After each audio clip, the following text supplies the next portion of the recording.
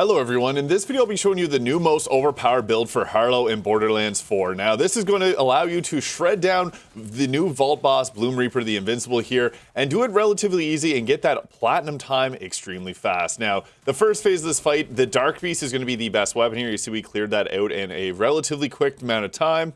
And then what we're going to do is use the bod with the same technique here to get the infinite amount of crits and ammunition. And all we do is just going to spam this against them. You can circle strafe to avoid that beam there. And the bod is good on every boss. It's going to have a very large health bar. And all you have to do is just toggle the switch it from the bottom there. And you can just run off. It's going to go back into its invulnerability phase, which is annoying. It takes 23 seconds. And then you just do the exact same thing again. You can fly away whenever he tries to slam you there. And then all you just have to do again is pop that bottom thing there. And you're going to see his health bar is continually deleting, and there we go. We have the platinum time really quickly in Ultimate Vault Hunter 6 here, and you repeat that quickly and easily to get the platinum chest here. Now here are the 4 best weapons for this build. A quick overview. The Stray, just easy, it's auto aim. The bod there for those large health bars. The Darkbeast, which is fantastic for any large groups of enemies. It got a massive buff, now explode 20% of the time, which destroys those Val crystals really quickly. And the Wombo combo is amazing as well. We'll be using the full green skill tree here, getting the true crits that come off of Excited State here after we do damage with the Nuclear Winter, turning every single bullet that we fire into a critical hit, doing a ton of damage, but also stacking infinite ammo because we'll be using the critical funding so that you can use weapons like Chaos and Queen's Rest in addition to the bod. Alright, from the top at level 1, momentum is really great. Whenever we entangle an enemy, we get increased critical hit damage. We entangle enemies every second, so we want that.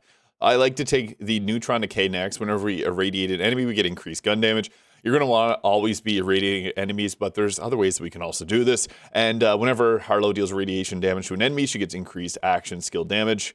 This is a good choice. You also don't have to take it. There's also the Creative Overflow, which I think is a little bit better on this build if you don't want to just stick with the radiation damage, because this is going to give us 36% extra gun damage based on our overshield, which we will get. And then 2 points of confirmative reality. This is crazy. Basically, whenever you entangle an enemy, and that's when they're the rainbow around them, every time that you shoot them, you're going to get a portion of your action skill back. The Darkbeast will get you your action skill back in like 2 to 3 bursts, which doesn't take that long at all because they can chain around to multiple enemies as well. And whenever you hit entangled enemies, you're just going to further do more effects onto them. So this is a very powerful skill and kind of ties everything together. From levels 15 to 25, I like to come down and take Excited State. And we're going to put our Augment as the Nuclear Winter here. So with Nuclear Winter, whenever we are inside the Flux Generator, we're going to deal bonus cryo damage. And whenever we leave it, we get bonus radiation damage for a duration. And whenever we inflict cryo or radiation status effects, that enemy becomes entangled. So yeah, we get that extra damage onto our weapon. And this is really good because this will actually stack and proc the Excited State, which is going to be the next skill that we'll take. We deal increased critical hit damage, which is good, obviously, with the other one taken there. But whenever we hit an enemy that's been hit with our action skill, we get an automatic critical hit on the next attack. Just so happens that this turns our bullets into action skill damage, which then turns every bullet into an infinite critical hit. So Excited State is really powerful. That's how you saw those things chaining around at the very start of the video. And after this, you can take 1 point of accretion here, so you'll get lifesteal against entangled targets. And then I like to put the rest of the points into the distributive function here. Whenever our action skill deals damage to an enemy, we get shield capacity and overshield as well, which we'll again bring back and put on Creative Overflow. This gives us the Capstone that we want, Group Study. We spawn a Halo sidekick. For each ally inside of the Flux Generator, these will fly over and give them gun damage, fire rate, and reload speed. So this is just nice. And great if you're playing with friends or even solo. You can activate it again and continually keep getting increased gun damage, which is nice, but we can actually just stick with this because it's going to give us the action skill back. We want to try and get our action skill 3 times during Bloomreaper, and that's going to be acquired by using the confirmative reality. I cut those parts out of the video, and also by using our Repkit with a specialization. After this, I like to take the Harlowe Certainty Principle. So we get increased gun handling, which is nice because this helps out with our aiming. And this gets in further increase for every enemy in our Flux Generator, which is nice, but we just want to come down here and take the critical funding. Whenever we critically hit an enemy, we get a chance to entangle it. That alone is good, worth the 1 point, but it also is going to give us 1 ammunition back to our gun's magazine, which can stack really well. And that's the infinite ammo that's giving us the infinite critical hit, infinite ammo, really crazy. And since we're getting so many critical hits, we want to take Meltdown. This is going to give our critical hits with guns bonus radiation damage. So let's say we dealt 100 damage and we have 100% gun damage boost, that's 200 damage. We'll then take that and then 40% of that gets added. So we have 80 extra bonus radiation damage. Bonus damage is really good. We want this one. And speaking of bonus damage being really good, we want decoherence as well. So Harlowe will deal increased damage to all sources to entangled enemies. 45% with this class mod. It's going to be regularly 25% if you get it up to 5 stacks, and 50 if you get it up to the +5 class mod, which is fantastic. And if they're inside the flux generator, they're going to take increased damage even further. So this is great because we can actually do that really easily. And this gives us our last choice here. So we have 4 points left. Latent charge will give us bonus damage with guns, melee attacks, action skills. When we have overshield, the more overshield, the bigger the bonus. Again, bonus damage being really nice. Harlowe entangles enemy with feedback loops. She gets increased action skill damage, action skill duration, and action skill cooldown rate. This effect can stack. These are 2 good choices. So this is going to give you more damage. This is going to give us our action skill a bit more versatility. I'm not the biggest fan of it, but it is a fun option, and it can give you like 50% extra action skill duration, which is really nice. My personal preference is latent charges go all out on the damage. We can get our action skill back pretty quickly by using confirmative reality and now with caffeine.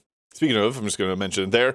You can go without, but I actually found for Bloomreaper, it's better to have, since there's not going to be always enemies around you, it's still nice to have this because we do need our action skill to come back immediately. And you can just spam the triple bypass to get it back. If you're not using triple bypass, you can go with a different specialization here.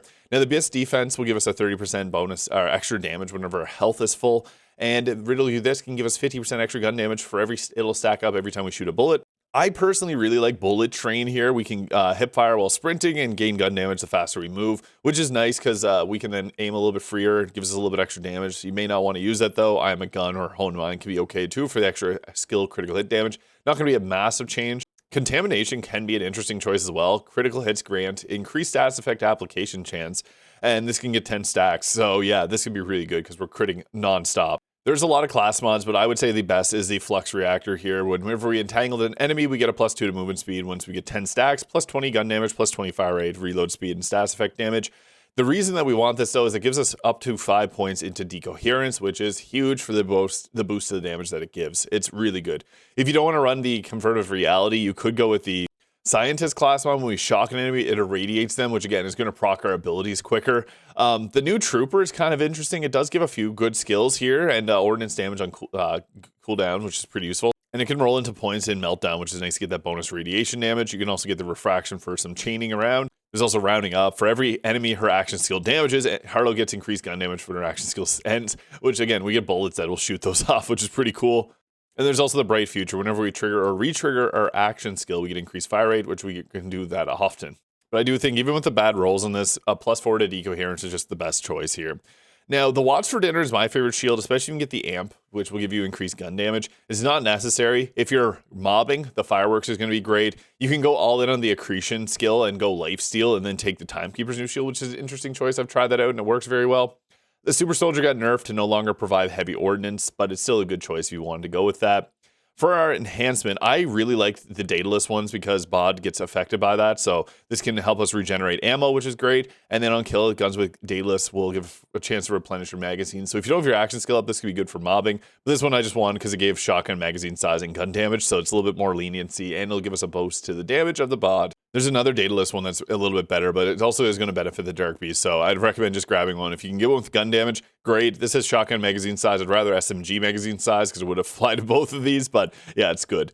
Now, I still like the Vivisecting Throwing Knife, even though we don't need the critical hits. The Disc Jockey is a good choice too because it shoots the disc and they bounce around. I just found the damage wasn't that great compared to the others. Waterfall is a good grenade. I tried the new Urgent Grenade. I didn't like it that much, but I still like the critical hit knife just because it's going to give us that crit chance for when we don't have it up. But I guess Atling Gun's an okay choice as well, or the Disc Jockey. And our Repkit, I always like to grab the triple bypass here. This one has amp, but lifesteal would also work very well. And even tanky, given the 50% damage reduction, is also kind of nice. But the reason I like the triple bypass again is to get our action skill back. Now, I mentioned the best weapon here is going to be the Darkbeast. You want to have the Jakobs license accessory. If you can get an underbarrel shotgun, that's going to be the best choice because the shotgun can proc the explosions really quickly. It makes that first phase a little bit faster, but only by a couple seconds, if any. The BOD is just really good. I got a radiation damage one here. It's perfect for Harlowe, but honestly, any type of BOD with the Torg stickies in particular, it has to be a Torg sticky one. CeramicBod. So yeah, if you can get one of these, it just makes this fight a lot easier. And you can shuffle it around to all your Vault Hunters because it's the best weapon for this boss in general, these two. Now, the Stray is great, especially if you get a Stray with the underbarrel shotgun, as I mentioned, because it can actually chain through the first part really quickly. The Stray also auto-aims, so if you just want to play casually, throw this on. And Wombo Combo, this is great for vile enemies, although I do prefer the Darkbeast now. It's still really fun and one of the best assault rifles in the game. Chaosin can be another SMG that works very well because it can have the Torque stickies on it too. I tried the new Rainmaker Sniper, and if you can get one with the Jakobs license accessory, that's a little bit better. It's an interesting gun. The Rowdy Rider is actually really good if you're mobbing because it gives additional ricochets, so you can actually ricochet off a ton of enemies with this, 4 enemies for the price of 1. And I'm also a fan of Body and Clyde. It got a recent boost to its damage, and it's a powerhouse. The best firmware would be 3 of Deadeye, giving the boosted critical hit damage, which is crazy. And then also high caliber 2 stacks with extra gun damage. So you saw from the start there the technique. We basically just want to throw this out. So again, you can repeat this earlier section. I also have guides on how to fight Bloomreaper the Invincible if you want a bit more in-depth. I go over the entire fight there, and using Harlowe, I'll have that linked in the description. But you see, the chains are so good, especially if there's a bunch of enemies in a single area, because not only is it chaining, it's also exploding, and the explosion damage is actually pretty crazy. We also have that infinite ammo, which is really nice in this weapon because it shoots really quickly. You do lose out on the infinite ammo if you miss targets. You only get the infinite if you have targets that you're hitting, so this obviously is nice to hit targets. That's an elemental eater, our one weakness, where we can then go ahead with something like the stray sniper rifle, which just takes care of those. So we have an answer for every problem in Borderlands 4. If you have any questions, feel free to leave them in the comments below. Hope you have a great day, and subscribe if you haven't already. I hope you guys have a great one.